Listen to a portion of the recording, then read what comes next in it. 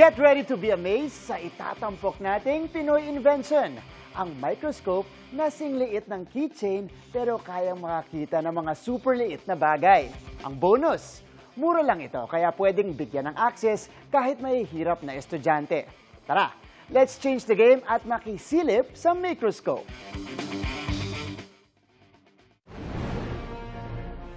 What if meron tayong superpowers?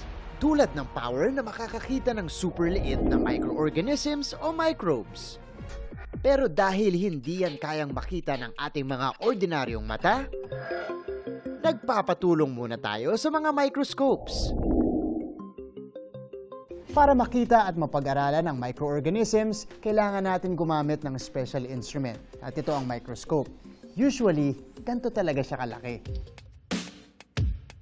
But 28-year-old Jeremy De Leon is changing the game by making the microscope a mini version na halos kasing laki lang ng keychain. Yan ang microscope. At huwag daw ismulin ang imbensyong mini microscope dahil kaya lang naman itong mag-magnify ng specimen ng 125 to 400 times. Ang ideya, nagsimula nang sumali si Jeremy sa DIY microscope competition ng DOST kung saan nanalo siya ng 25,000 pesos. Ang napalanunan ang ginamit niya para mabuo ang prototype ng microscope. Nagtatry tayo ng iba't ibang mga lens. Nakita natin na may mga principle na kaya tayong baguhin. Then nakahanap tayo ng uncommon na lens na pwedeng gamitin para dito sa microscope na yung magnification niya is up to 125 times. With this invention, layo ni Jeremy na mapadali ang access ng microscope sa mga paaralan. At para may kanya-kanya na rin ang mga estudyante. And to make the experience complete, ang bawat kit ay may kasama na ring pipette, tweezers, at 3 glass slides. Ang buong lab kit nagkakahalaga ng 549 pesos. So yung una nating sample, ant. Ipapatong lang ang microscope sa front camera ng iyong device. At saka ipapatong ang slate na may specimen sa ibabaw.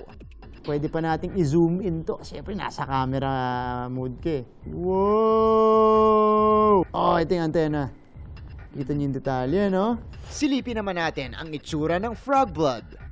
Wow! Tingnan mo naman. Kita natin yung red blood cells. And for our third slide, ang onion skin. Kita natin yung mga cell wall. Kung ma-observe nyo, anong shape niya? Hexagon.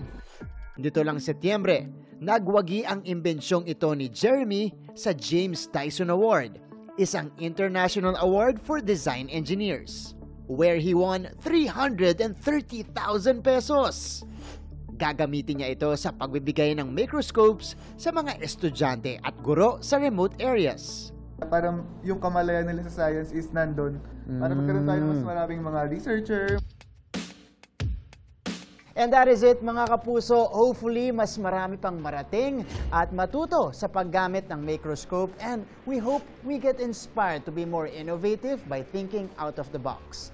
Para sa GMA Integrated News, ako si Martin Javier, changing the game. Mga kapuso, samahan nyo kaming tumutok 24 oras. Bisitahin at mag-subscribe sa GMA Integrated News sa YouTube.